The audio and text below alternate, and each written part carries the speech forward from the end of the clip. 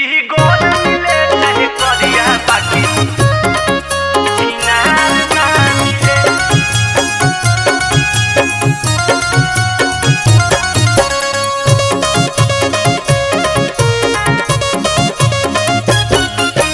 हमार बाते गुमानो दे वर्जी शादी करे के दूर होलो वो मर्जी। ए मौजी की जी बड़ी डर लागो है।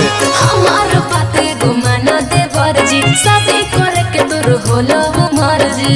आई जी इतना सुंदर सुंदर लड़की तोरा पसंद ना हो? कहे जवा कम मिले चाहे ज्यादा बाकी लबाद ना मिले। मौगी गोद मिले चाहे करिया बाकी छिनार ना मिले। मौगी गोद मिले चाहे करिया बाकी छिनार ना मिले। आजकल के जुग जमाना बहुत खराब है मौजी। आई जी सब एके जैसन है।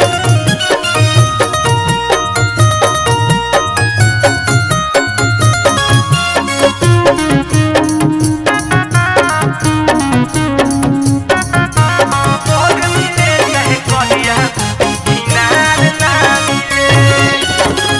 भले हम अपने से बहनाई के खाई मौगी दू नंबर नहीं लाई हे।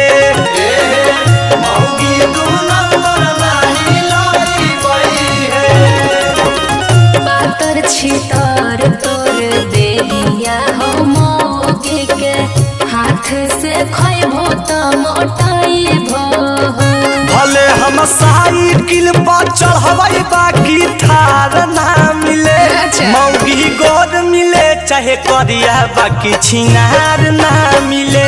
मौगी गोद मिले चाहे करिया बाकी छिनार ना मिले।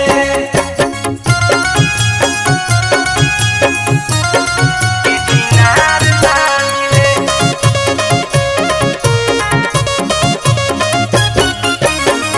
माथा पर ढोइबै भले ईटा बालू के टोकरी छोकरी हम लैबै भौजी चुनी के। छोकरी हम लैबै भौजी चुनी के। ले लो दहेजवा में गाड़ी बंगला पैसा सब दिन आराम करी हो घूमी के।